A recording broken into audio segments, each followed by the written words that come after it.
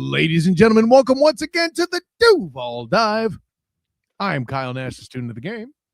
I'm Travis Holmes with BigCatCountry.com. Hey, listen to this thing on the Believe Podcast Network. First and foremost, Duval Divers in the chat going absolutely berserk before we even kick the damn show off. And it's an air quotes off night. Thank you guys for doing the thing and joining us on a Tuesday. I will be covering the last Orlando home game in the NBA this season. Orlando Magic, well, for the regular season, as the Orlando Magic host, and Edwards and the Minnesota Timberwolves. I'm not sure how good that's going to go, but hey, there's hope, Travis. They beat the Pistons the other night. That's a thing. So we'll see what they do as they try to jockey and keep that sixth seed to avoid the play-in. But enough about the NBA.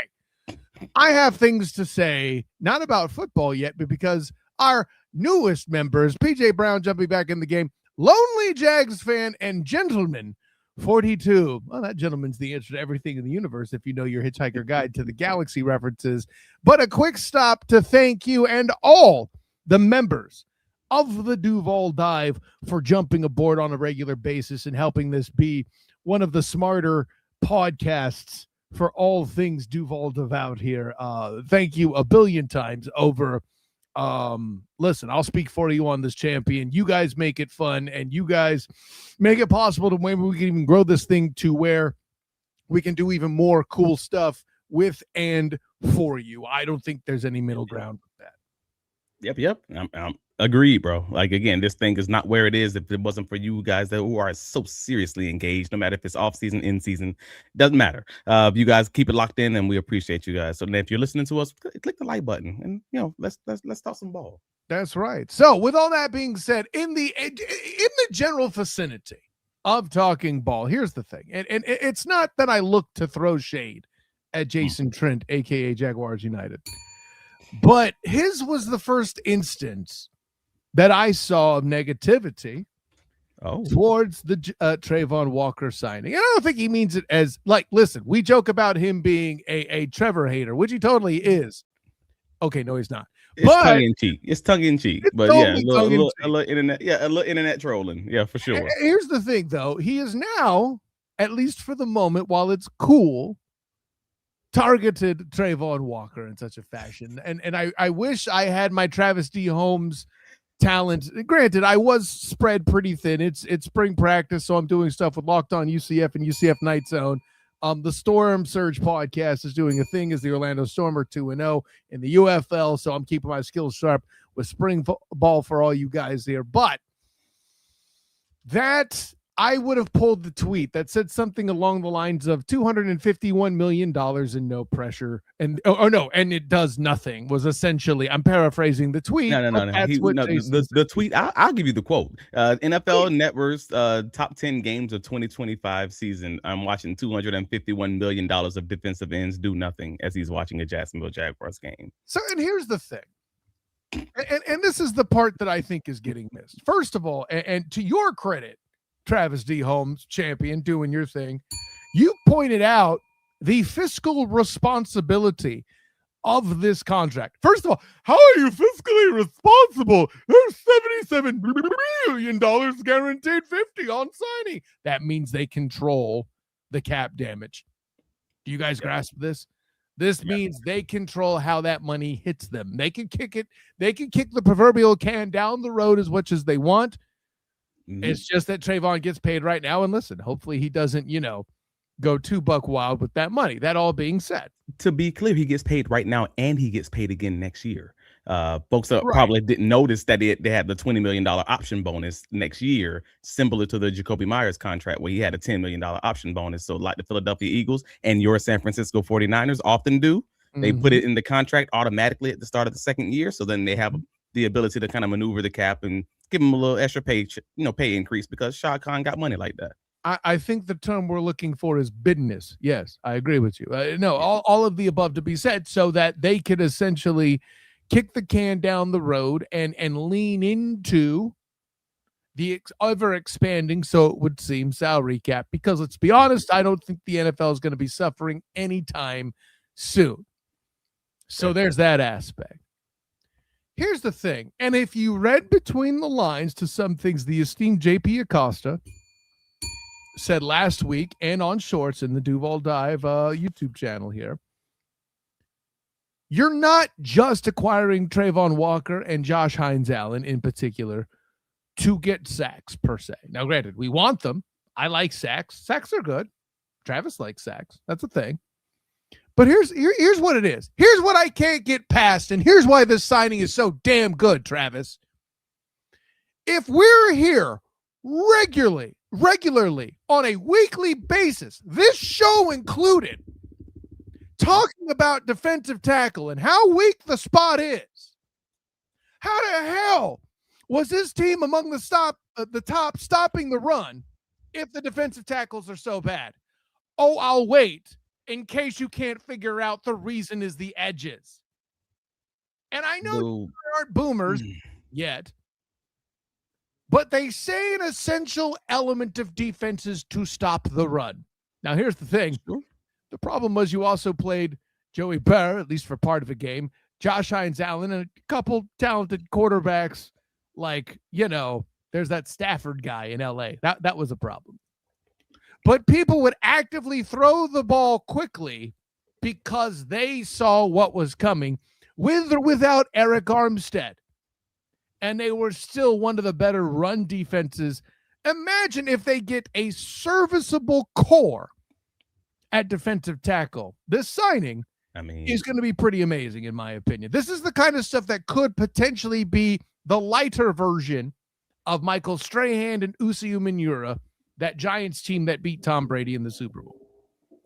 Sure. Assuming it were to happen. And that's kind of a big part of this conversation, though. The Trayvon signing, obviously, the extension to keep him here and to allow the Jacksonville Jaguars to continue being dominant up front and having a powerful edge to kind of maturing in your defense is obviously important. And we talked about that on the Trayvon extension episode, surprise breaking news episode on the Duval Dive. But when you're talking about Sexy Dexy, and I hate having to call a dude sexy, but that's the man's nickname, Dexter Lawrence, New York Giants, that's another conversation. And that's the point of today's conversation, at least, is this guy, New York Giants, all-pro and Pro Bowl defensive tackle, nose tackle, to be clear. Yeah. Woo. Per Adam Schefter and multiple reports, Giants all-pro defensive tackle Dexter Lawrence has requested a trade and will not be participating in the team's offseason workout program. Lawrence and the Giants, they've been trying to negotiate for about 2 years to negotiate something that's going to be something that he would be in agreement with. Last season, folks don't really remember. They kind of gave him a small little nugget to kind of keep things going along. I believe it was like a $3 million incentive option just tagged onto the contract, and that got him to keep playing. And today, John Harbaugh, the Giants head coach, says everybody is tradable. The business part is the business part of it. And I thought that was an interesting comment, basically kind of just waving that flag saying, all right, no, this is real. And instead of saying, he could have said, no, we're not going to trade him. We have him on the team contract for the next 2 years. But he's like, everybody's tradable. Cool. So that opens the floodgates to those conversations for sure. But yeah. I didn't know if you had to take on that, but boy, I got one big set the table, my man. Go ahead. You gospel clapping. Get it out. Brother, shout out to his agent on this one. Like, for real. Like, just I'm gonna start there. Because seriously, that's a legend at the bank. Like, perfectly timed trade request. He's under 30 years old. They know the Giants are desperate need for cap space. Like, the free agent market is already dried up. There's few nose tackles out there. Like, their hands are tied in a lot of ways. And Harbaugh is clearly going to have to either push to get that extension done, or he's going to have to push Lawrence out the door by April's draft. Whether they say it out loud or not, it's coming. Something's got to happen. Like, it's kind of, they've pushed that to the forefront of the conversation. And I just thought that was real fascinating, bro, because he's right now making nose tackle 2 money. And if folks keep talking about like he's defensive tackle 12 and all these things, and I'm like, no, he's a nose tackle. Remember that. He's about 40, it was 60% like nose tackle alignment last year, and it's about 50-50. Sorry, to say last year, 2024. And about 50-50 last year. He actually played a little bit more split versus 3 technique and nose tackle because he's a big boy, like 240 pounds. But he's the second highest paid, tied with that, Jordan Davis, if you're talking actual cash right now. So overall, he's probably going to get whatever the heck it is that he's asking for from someone on this market. But also, if you want to take a step back and look at the whole picture, and we're going to talk about that today, he probably deserves to have a small pay increase, because it's weird because those other guys I just showed you on the screen, again, Darren Payne, Jordan Davis, even Vita Vea, like all these guys are guys who have contracts that were either recently signed and they're going to get bigger as the years go on. Whereas, Dexter Lawrence's contract was a backloaded contract. So like next year, he's going to have like $19 million cash spent. So basically his arrow is pointing down while those other guys' contracts are pointing up. Again, when I say perfectly timed, that's what I'm talking about. Like they played this game as either they're going to pay him or he's going to be out the paint. And because they put him like kind of in that box based on the timing. Right. And granted, it may not be Kirk Cousins' agent good, but it's pretty good. I think this is a valid point to make. Let me throw in this there too. Yeah. Are you really surprised? The guy whose family motto is "Who's got it better than us? Nobody." If you don't feel like you have it better than anybody else where you are, you think he's going to hesitate to move off of you so you aren't towing that particular company line.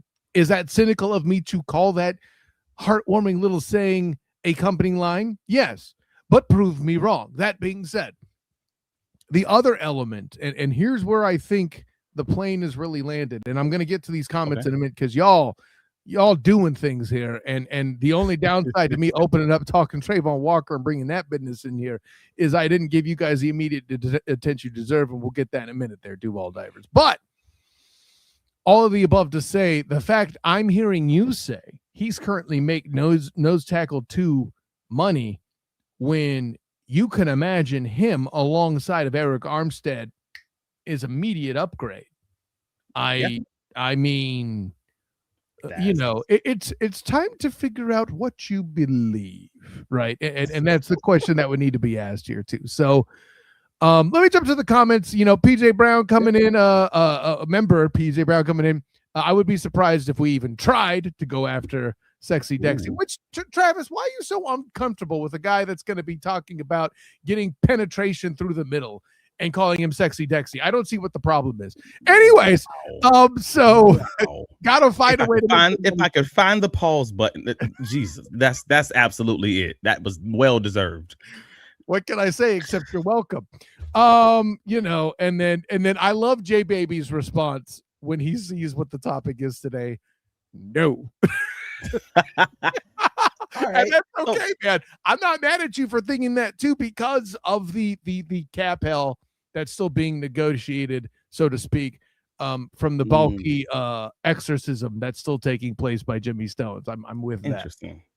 Well, this is weird though, because like we can talk about whether or not they should or shouldn't. I think that's a very fine and a very timely conversation, but also we got to talk about who he is. Like, let's be real.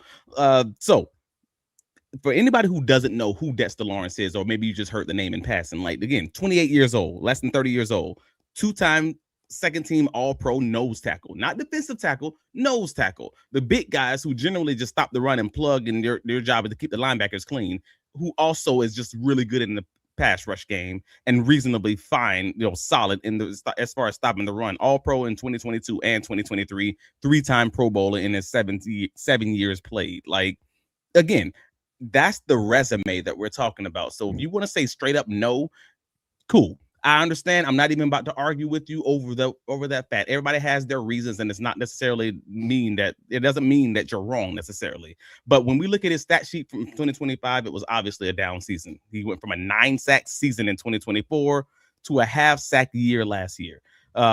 That's pretty big. That's a pretty big drop off, and you got to ask that question why. But he was also vocally not happy with his contract for 2 full off seasons straight.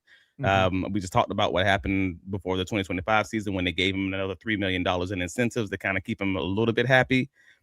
I understand his argument. Like, there's no guaranteed money on his deal, and it's a physical sport with, folks get injuries every day. Go ahead. And let me throw this out there too, and I'm even going to slap myself with an exaggeration alert, right? But remember, my friend, there was a time and place where Randy Moss was underperforming. Yes. Right. I'm not here to say that Dexter Lawrence is that guy. I'm not saying he is him at the defensive tackle spot. Yeah. But being unhappy is a thing. Now, is it 8.5 sacks different? I don't know about that. But that's the question. That's the conversation, though. Because as the season went on last year, and I talked to a lot of people about this, like over this past 36 hours, it was clear that he was playing with, let's say, less than maximum effort. If you're looking at the tape of 2025, and if you talk to anybody out of New York, or even just looking at the reports from the various beat writers, many people will tell you he wasn't in great shape entering an offseason last year, also while going through those offseason negotiations. So it does seem that both sides of this whole, whether you should trade for him and pay him, or whether you don't trade for him, both sides of that conversation honestly have legitimate points right now. So I'm not here to say you should or you shouldn't. I just want to give context to both sides of the argument. Look at these comments; they'll tell you otherwise, champion. So I'm here for all sides of the argument. I just want to make sure we add context to who the dude is, and then we can make real conversation, because let's be real, most Jaguar fans ain't watching New York Giants games. Their opinions is based on 2 years ago from a highlight film that they saw, or the all-pro list that they saw, or the Pro Bowl list that they saw, and we got to be better than that. And that's all I'm getting at. Yeah, no, I think there's a lot of there. So, okay. So I'm going to jump back and get some comments. I know you're busy. Go ahead. Yeah. First of all, John G in the comments, on a call until 8, so I have to catch up later. But we'll see you when you get here, John G. I appreciate that, you juggling us in, man. And hey, listen, that's your office's fault. Why aren't they watching the Duval dive? Just saying. Hey, let me get to it. Let's see here we go. I think we could swing it if they wanted to, says PT Phone Home of Dexter Lawrence. Armstead has a post-June cut of $15 million, and Deham is 8. That's interesting. It's at least a start, even though still got to draft interior defensive lineman at some point, which we both postulate that they will, right? Hopefully still day 2, in my opinion. And for all you Mason Smith advocates I see in the comments every week, God bless all of you. I have no idea what you're thinking, but you're cheering for this, because the more other elements are removed from the building, the better chance Mason Smith has to staying alive, potentially, I guess. I'm trying for him. You hear how hard I'm trying to meet my fam in the middle. I know, right? You are. You try.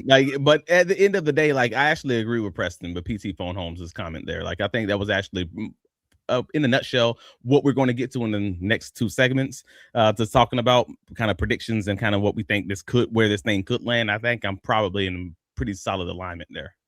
So if you can do it, says Reyes, I'm sure they can find the money. Yeah, I think there's some truth to that. And part of it was pointed by Preston there. I assume the Jags check in the ask will be BTJ. They can ask for it. They won't offer it. I think you alerted that here. I like to think that's a non-starter. It is, but you never know, I guess. Listen, and I'm gonna cut to the chase. I don't see the comment immediately, but our guy Timmy Devil is in here somewhere, because I saw it, asking about where are these picks going to come from. How many times have we talked to you about picks, F them picks, and picks to be F'd being in the chamber? We know he's amassing these picks. Come on, Timmy. I'll flash the comment when I see it, Timmy. Just so you get but so to go back to who this dude is, because everybody keeps focusing on his down year, they're focusing on the effort, they're focusing on him, having a newborn, and maybe that could have attributed to him not showing up in the where we thought he would be, just everything else going on in regular life. These are regular humans. I get all of the reasons why it could have gone left. You're also playing for a team that hadn't paid you for 2 years, and you wanted to be paid, and they weren't winning games. Now, wait a minute. I get that too.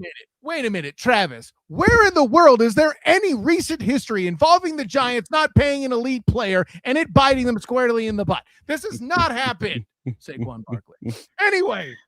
Sorry. But when looking at his down year, so I like to go to the objective places, looking at pressures, looking at not just the sacks, but looking at the whole package of what this guy is and I know people hate the PFF, especially lately with everything going on there. I hear you. I get you. In his quote unquote down year, he had a PFF pass rush grade of 84.5. Like that was 7th among the 134 qualified interior defensive linemen. So that's a nose tackle being compared against 3 technique defensive tackles, also 7th in the league. Like that's the kind of pressure that he's giving you while also being a guy who's like high in the league as far as double team rate. I actually took this just from Pro Football Focus to give you a small comparison between he and Devon Hamilton. Again, that's no shade against Devon. Most people aren't going to be comparable to Dexter Lawrence, being real, being clear. Devon Hamilton won the Raider game. We are not throwing shade at this man, okay? Let's be clear. Right. Continue. But you have a nose tackle that's being actively compared against 3 techniques. He's just in the production he's putting on the field, even in his quote unquote down year. That's worth the conversation. I'm just being real when you're talking about the Jacksonville Jaguars have a hole at the nose tackle position where they need a guy to pressure the quarterback, and then a guy who might be on the market, who might be the guy, not like a guy, literally the guy available as far as pressuring the quarterback since he's came into the league, and especially since that 2022 season. So, Devon Hamilton did have a 61.1 run defense rating last year, 42nd in the NFL. But,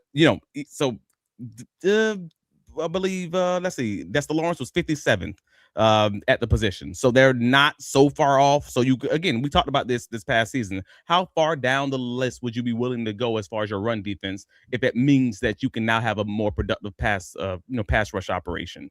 And that's the Lawrence conversation. Will I be okay hopping back from the number 1 run stopping defense to maybe the 5th, 6th, 7th run stopping defense? But if I can make a big jump as far as my sacks is concerned, if you're happy with that, you make this trade every day of the week. Again, cost matters though. But I will say that. But we're talking, Dexter Lawrence had 34 quarterback pressures last year. Devon Hamilton had 11. Right? This ain't close. Like, if you're trying to get that dude in the building to ignite your pass rush game, you do that. And if you think you want to get the 2022 to 2024 version of him, you make the trade. But again, no nose tackle is doing what Dexter Lawrence is doing, and that's not me trying to overrate what he is. Y'all, I don't think folks really know. I don't think folks know. So this is what we're looking at of actual true nose tackles.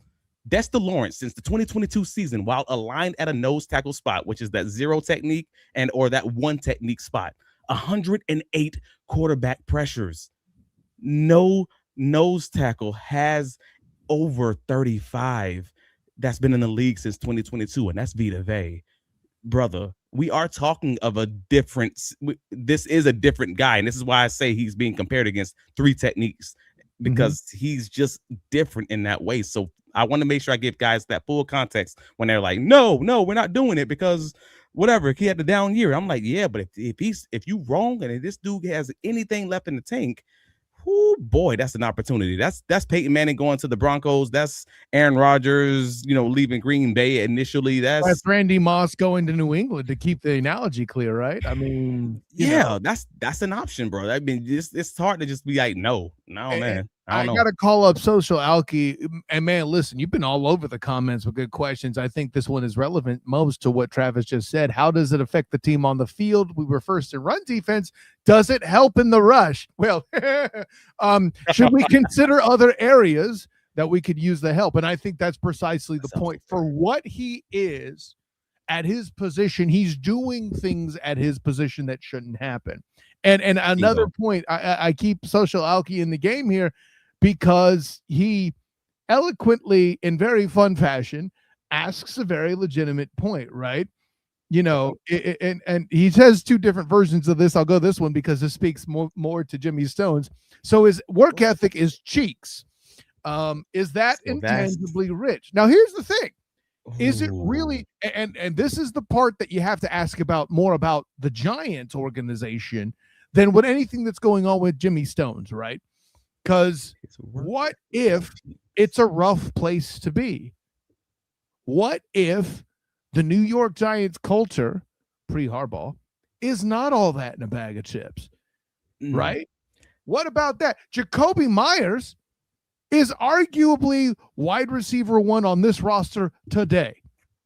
But this time last year, he was a Raider. We didn't know, for the most part, who the beep he was, generally speaking. This is interesting. So you know what? I want to, just because he asked that question, and I think it's a fair question because he's talking about his effort. Let's hop.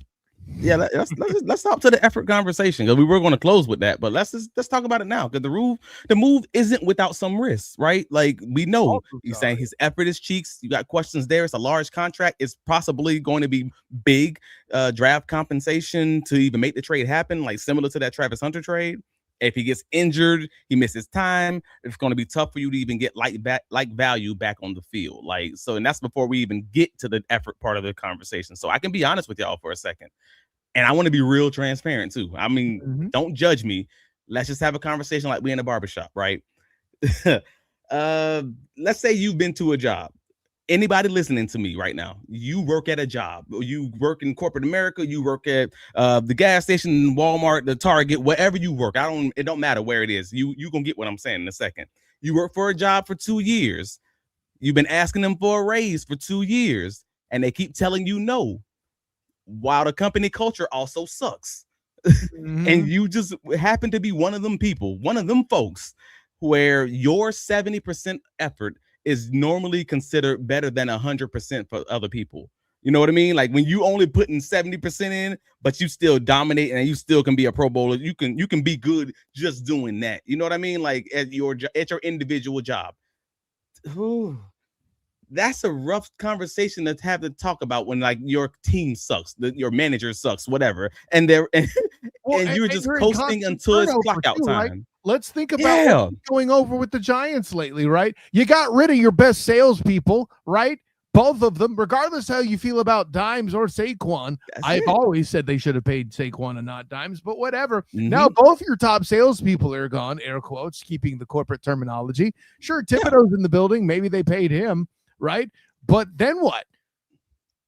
I'm just trying to have the conversation. Like I always try to humanize these football players because a lot of people don't get a chance to talk to them like that, to understand that these dudes are just humans, right? At the end of the day, they're humans. You can make them be superstars or you can make them be superhuman and all this other stuff. These are humans with human traits and characteristics. That's all it is.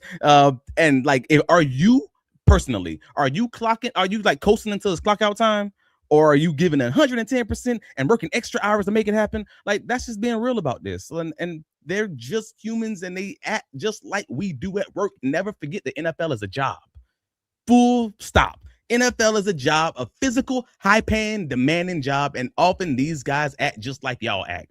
I just try to always make sure I remember that and make sure I remind fans of that. Like, and a lot of fans like to say stuff like I forget, I ain't gonna get the exact comment right, but it's always something along the line of, hey man, I'll do whatever I gotta do for that much money. Like I'll do whatever I gotta do for these millions of dollars.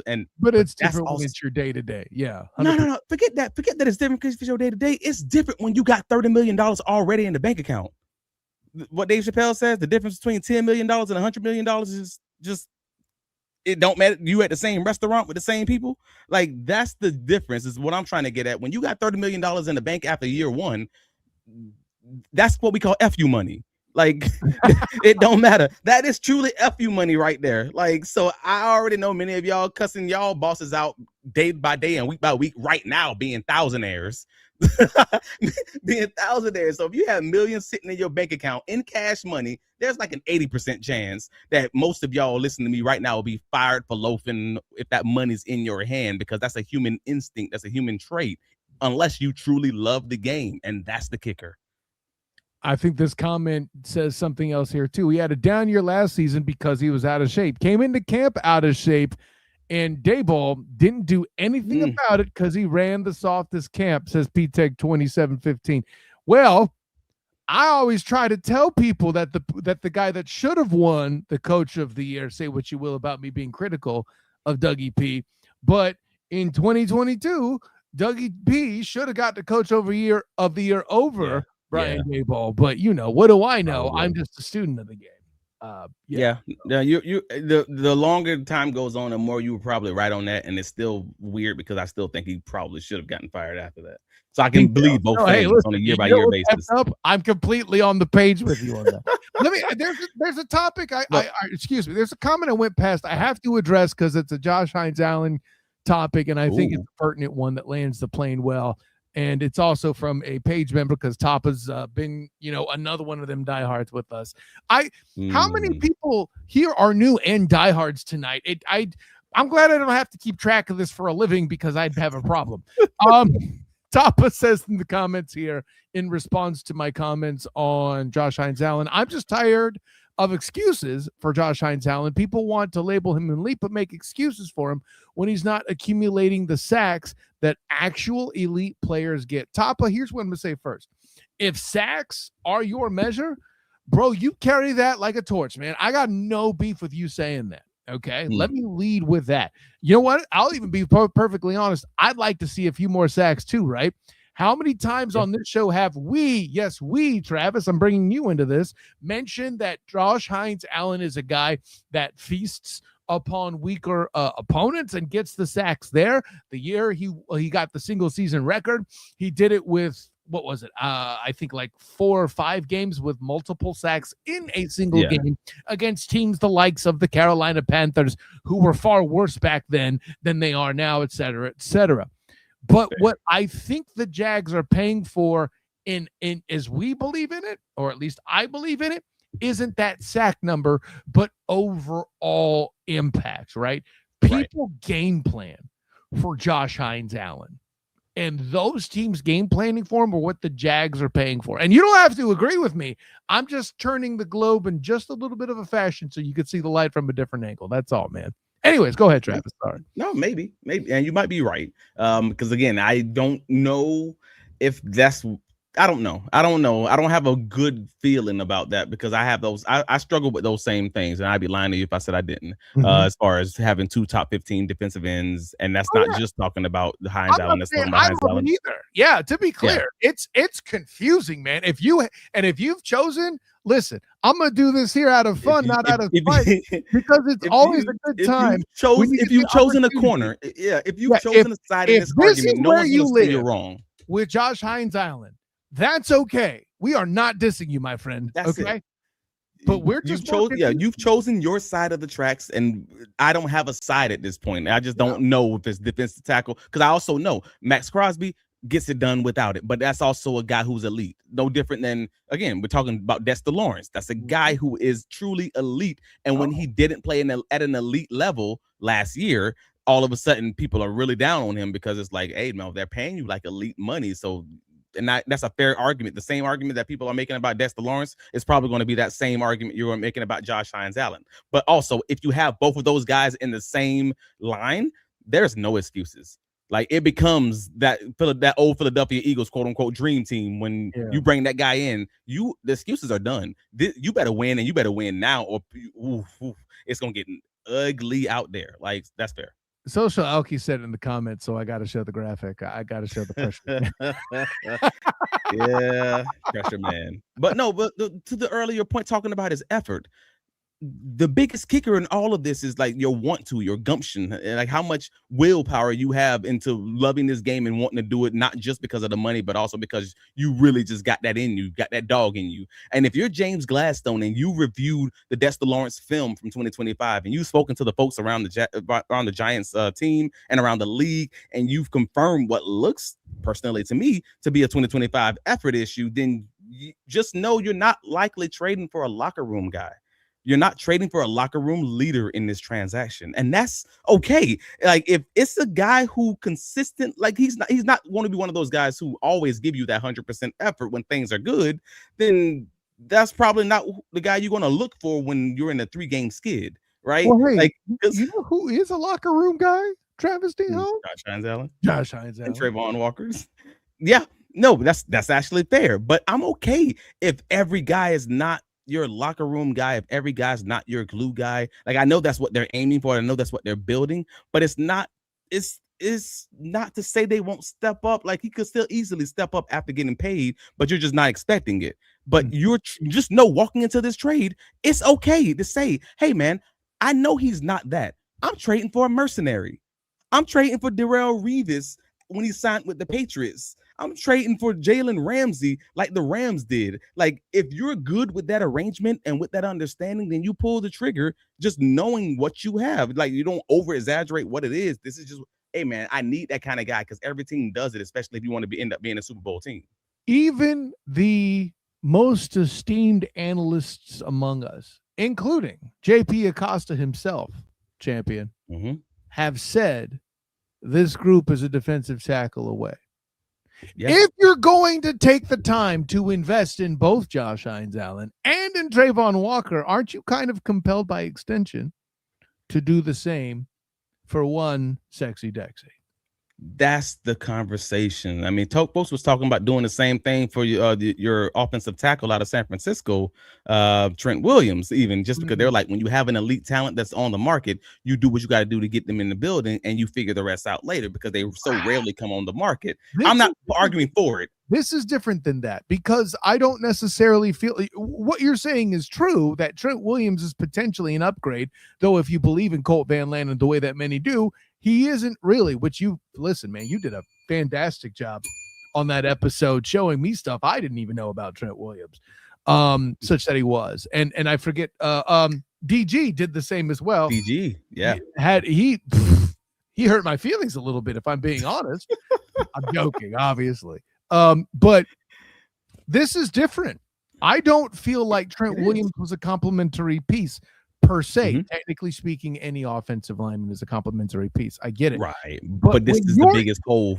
Exactly. When you're tied and invested in your defensive line the way you are, to where your guys are only one of this away, that's different. But Kyle, they're paying Trevor Lawrence all this money. And you know what he did? He pumped up a bunch of dudes who the top guy was 700 yards in a season and made a group unironically a Super Bowl contender. You didn't need Trent Williams like that. What you do need in this instance, when you're paying now at least Trayvon Walker what you're paying him, and Josh Hines-Allen for a couple of years now what you're paying him, you have to make that effective.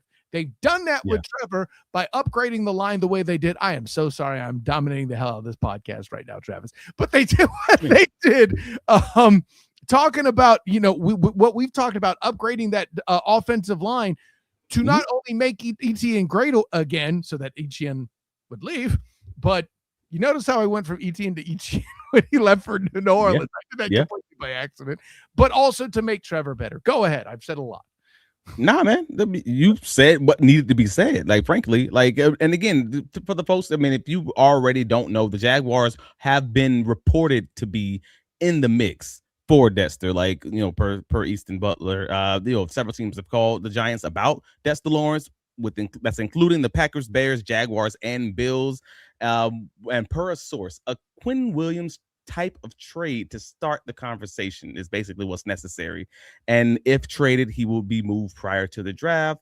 Isn't expected to be moved regardless of the public trade request, even though the day after this report came out, the coach then says everybody is tradable as in a public statement. Kind of sounds like he might be able to be moved for the right price. And you say Quentin Williams trade, and that piques my interest a little bit because the Jaguars were rumored to have an offer on the table for Williams around last year's trade deadline before Dallas came in and blew that offer away. And so when we're looking at this, I'm looking at, hey, what was the Quentin Williams trade? All right, cool. It was the Quentin Williams for a 2026 second round pick, a 2027 first round pick, and Mozzie Smith.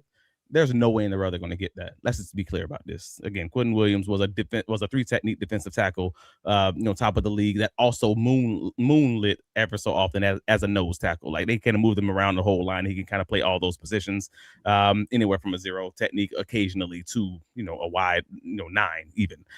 So that you're not getting that, but realistically, you could. There are some options available as far as the Jacksonville Jaguars, because I forgot who it was. Was it Timmy Devil that asked with what picks or something along those lines earlier? Yes. The Jaguars again. All right, so wait, let's see. You have 11 picks, 21 picks over the next 2 drafts.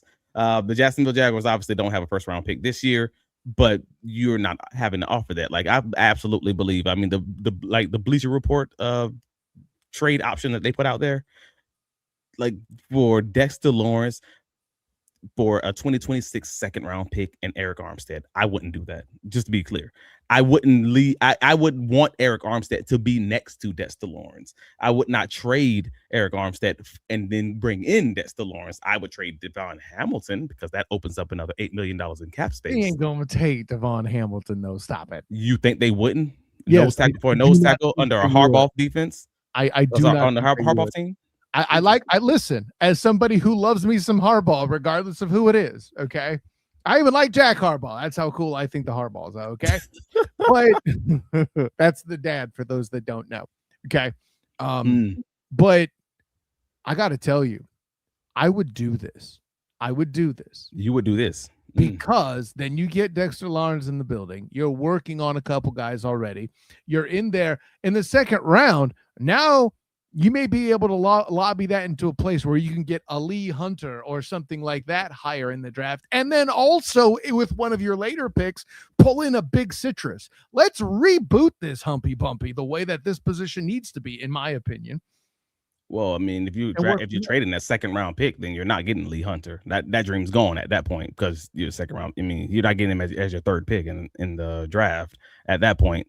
So like he's probably going to be gone at that time. No, that's what I mean. You could use that second to lobby your way into the first round, pairing it with one of these other picks to be effed, as we talk about, right?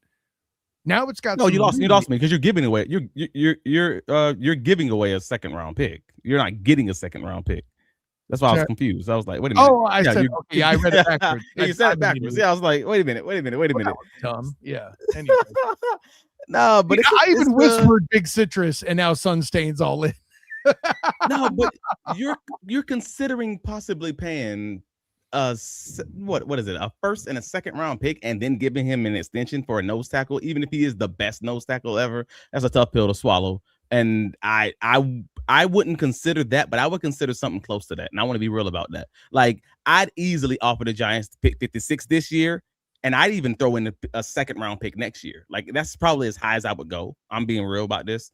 28 years old, bro. You can sign that extension for another 4 years. Yeah, I'm not mad at you either. Well, look at it this way, right? Who would you be able to draft at that position at 56? At 56? That would be as good or a better air quotes prospect. Right. It ain't fair. But you're also paying him a hefty sum. Okay, but he's 28. You could kick that can down the road.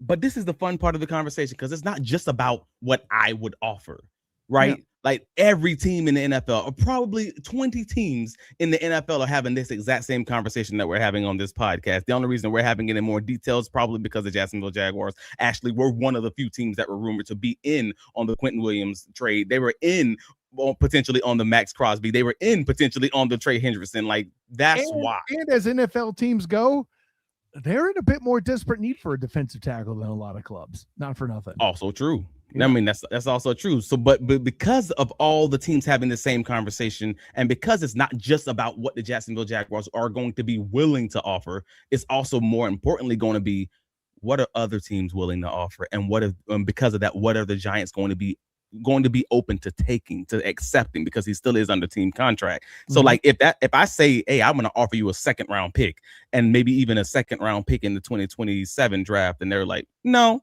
I that's not enough. If that doesn't get it done, would you consider offering a first next year and D Hamilton?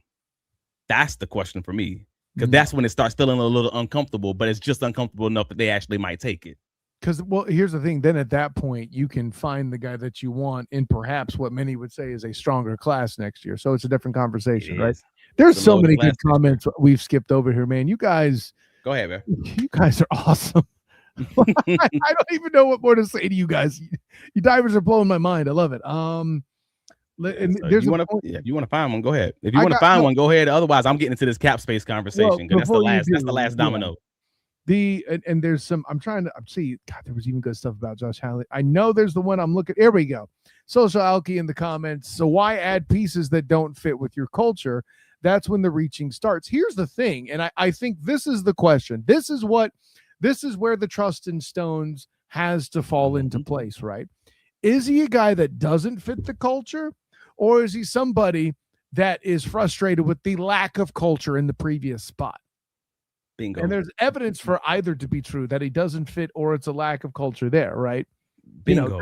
This isn't like Ngakoue or anything like that, or Ramsey, leaving because they weren't happy here. Jalen Ramsey was frustrated with the Jaguars culture. Yeah, that's what I'm saying. Say folks don't fit the culture. Maybe sometimes the culture need to change. Like, it's sometimes supposed to just like, nah, I don't fit in with the culture, and I never will because this culture sucks. Like, what do they say? This place sucks. Like, that's it, bro. Like, so there may not be something wrong with that. So when you say he doesn't fit your culture, that's why teams, again, Super Bowl teams often find their mercenary who is not a guy who cleanly fits in with your team, but he gets the job done, and you just know you're making that deal with, quote unquote, deal with the devil. And I'm not calling Dexter Lawrence the devil, but you know what I'm saying in the regular use of this word. It's the devil. Dun, dun, dun.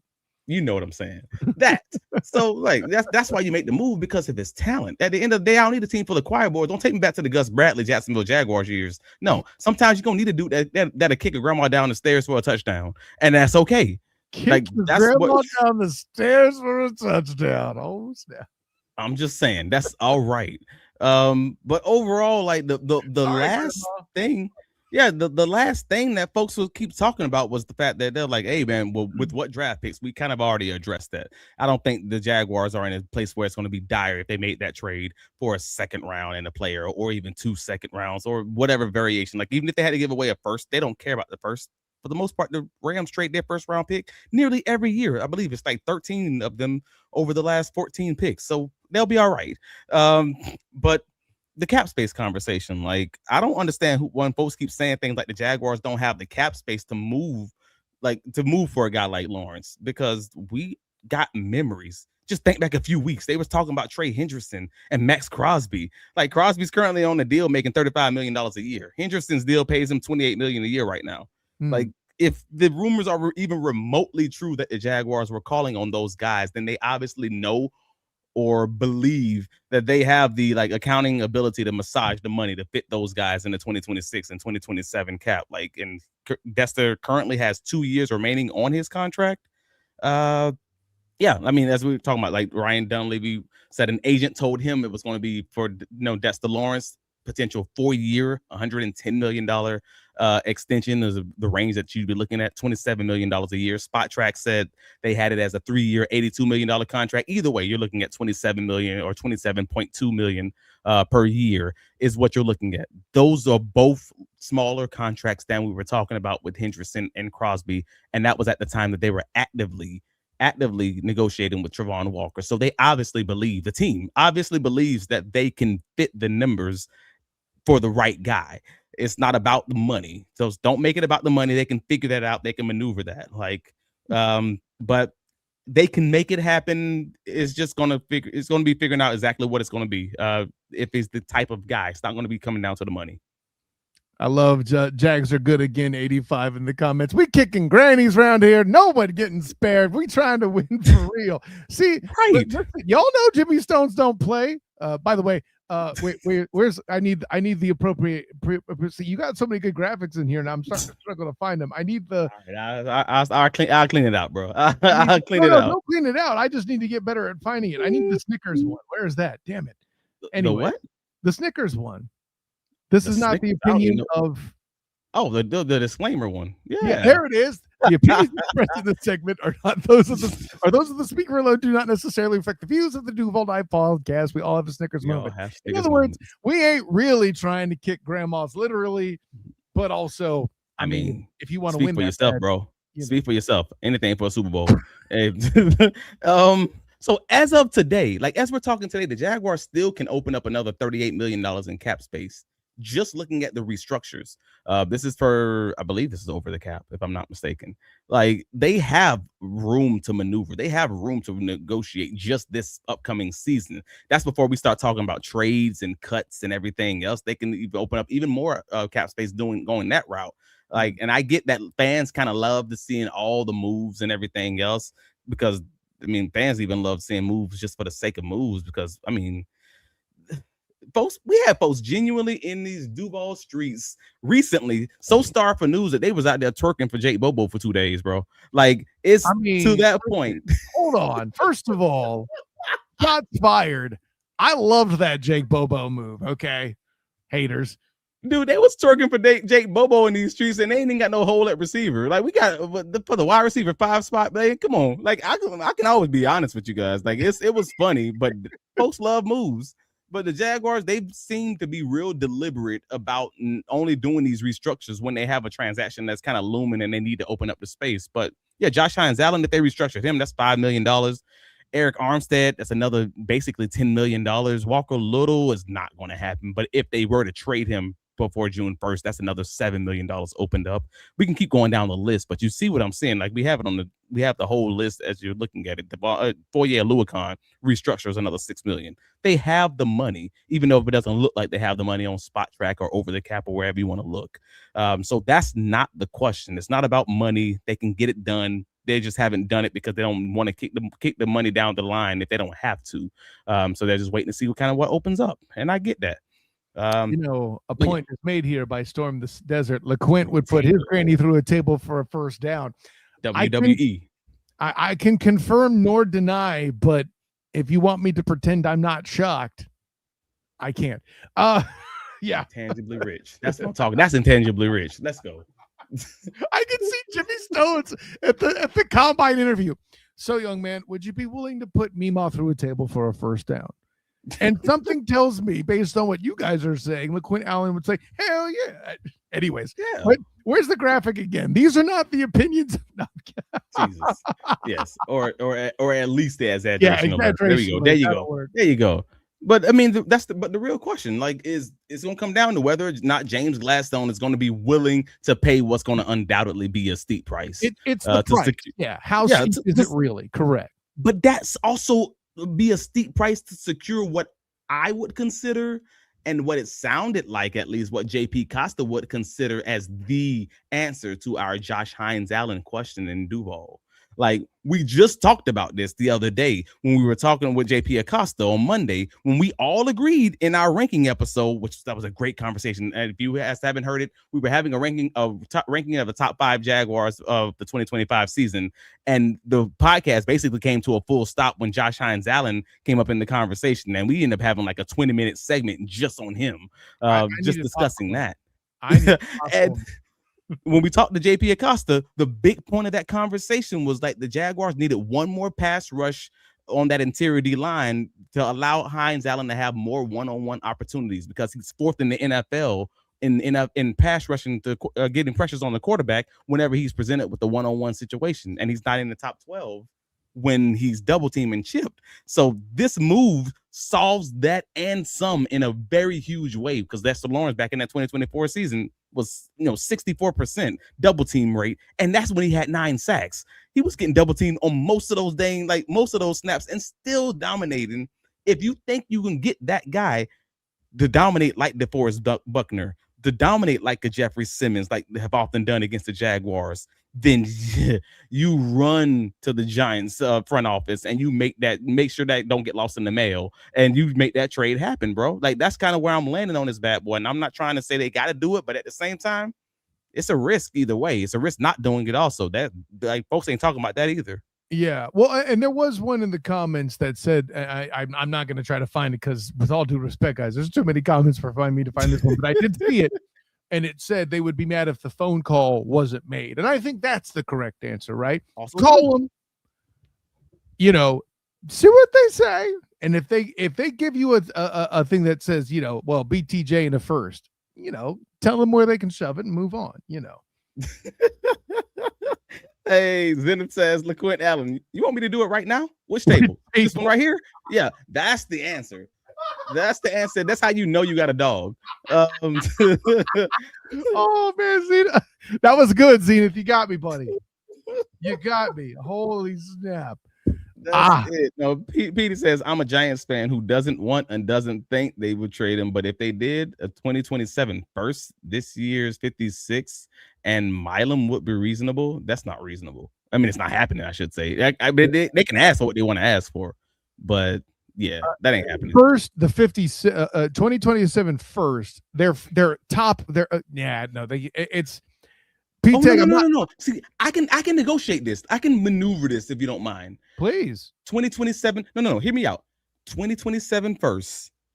You ain't getting this year's 56. Let's let that go. But a 2026 first. Oh, sorry, 27 first. 2027 first, and Patrick McCarry, and you got yourself a deal. We'll keep Wyatt Milam. And you know what the real thing is? I'm willing to bet McCarry's an upgrade for their offensive line. Right. And the Jaguars will be happy. I mean, at the end of the day, we already think Milam has a solid chance of beating McCarry out in camp. So at that point, I think that's a win-win kind of situation. Obviously, the Giants wouldn't want it as much because they want more of that cap space, but I think they'll be all right. Like, I think that'll be one that sounds like a reasonable counter, if that makes sense. This is the angriest I think we've ever seen a member get with Preston in the comments going full Bishop Bullwinkle. Hail to the no. To the no, hell no. See, he went to the trouble and commented. I had to say that's all I'm saying. I just say, I've said this about anybody. Like when they have these top guys that's available on the market, and I've been consistent on this, so I need folks to understand. I ain't talking to people's agents. I ain't here representing nobody. Social Alka says Travis sounds like Dexter's agent. We get it. You want it. We get it. You want it. Here's the thing. Y'all need to remember, I'm consistent about this. I always say I don't give a. It's not that you want him. You want him at the right price. Right. But I've always said this about most elite talents. Whenever these guys come available, I always say F them picks. And this is before Gladstone. I was F them picks before F them picks was a common vernacular. Like, I mean, you were comp picks before comp picks were cool too. And just get the elite talent. You always lean towards the elite talent because these draft picks they ain't nothing but lotto tickets. And sometimes they hit and sometimes they don't.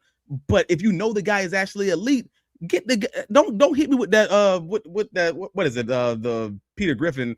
I don't know what's behind the door. Maybe it might be Dexter Lawrence, or you can actually get Dexter Lawrence right here kind of situation on the game show. Even Dexter Lawrence guy.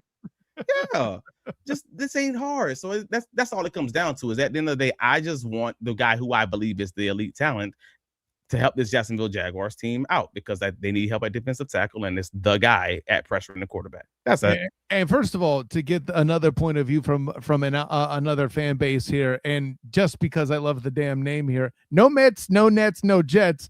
As a Giants fan, listen, bro, you took a lot of the other ones off the table. So unless we're going to baseball, no, you mentioned Mets, so I don't know if you're a Yankees guy, but whatever. As a Giants fan, Jax is not joining the Jags. And he may not. There's an element of this that feels like a long shot. I agree. There's a few people who are sold on the deal. There's some people that's not sold on the deal. They're like, they don't want to put a person involved, even though this is the F them picks team that generally speaking trades away their first round pick anyways. So I don't know. I don't have a strong take on this because again, it's always going to come down to whatever the price is. And I'm not in those conversations. I'm just letting guys know this is someone who we've seen be a legitimately elite talent for multiple years back in 2022 to that 2024 season, had a down season in 2025, and you might have an opportunity to get a guy coming off of a down season who might legitimately be elite at the Jaguars' worst position as far as fan base is concerned. As far as the fan base is concerned, I think that everybody's in agreement. That's the one that everybody's like, no, 56, we got to get a defensive tackle, or free agency, we got to get John Franklin Myers or whoever the 3 technique and or defensive tackle is. That's been the conversation all offseason. And now that Dexter Lawrence is available, they're like, no, that's too much, man. Y'all better stop. Like y'all playing. Like, do you want a house or do you want to be renting forever? Like, that's the conversation. The price of a house is the price of a house. Make a decision. Fair enough. Since we're approaching an hour and the divers have been fantastic, and this conversation went even longer than I thought it would, I'm going to go ahead. I'm forced to play the role of the mature adult in the room. That 2027 first could be a 30-second. Hold on. I mean, anything is possible, but also hold on. If it were a 27 or even a 25, now you're making sense. But anyways, I have to be the responsible adult in the room. You're right. We are approaching an hour. Divers, you've been great. Travis, do me a favor, my friend. Tell all the people where you could be found. Hey, man, bigcatcountry.com. Find all of our written work covering the Jacksonville Jaguars and Travis D. Holmes on all the socials. But most importantly, hit up the Duval Dive on X. Hit up the Duval Dive on TikTok.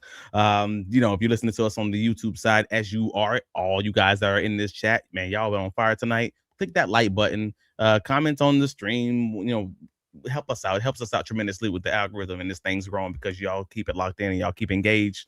And yeah, I mean, if you have any questions, any comments, any complaints, well, if you have any complaints, obviously you can put those on Jaguars United YouTube. But if you have any compliments, yeah, let us know, man, because we're here for it. And shout out to my dog Jaguars United. If y'all don't follow him, like he's dope. That's my guy, Jason Trent. But yeah, just let them know where you can be found. So this has been a wonderful time. I appreciate y'all. Absolutely. Of course, I'm Kyle Nash, the student of the game. You can find me on Twitter, Instagram, Threads, and Blue Sky at the SOTG. Find me on Facebook as the student of the game. Check out my work on the Storm Surge podcast covering the Orlando Storm of the UFL, currently 2-0, and they'll play against the Louisville Kings in a rematch here already this early in the season too, but their first road game nonetheless, and BP and I will both be in effect giving live halftime and post-game reactions to that, so make sure you check that out, plus my work covering UCF with Locked On UCF and the UCF Night Zone. I was actually at practice briefly today, so I'll have some of that talking with my guy Mike Giddens there as well. Make sure you check that out, and also my work covering the Orlando Magic. Their last home game tomorrow night is the reason why we're streaming tonight. So there you go. That being said, the following Wednesday could be a hell of a treat. Check your announcements and make sure you're following us on the socials to get the likes of all of that. So for all you Duval divers putting in that work to make this as fun as it is, for my personal champion, Travis D. Holmes, this is Kyle Nash, the student of the game. Until next time, everyone, class dismissed.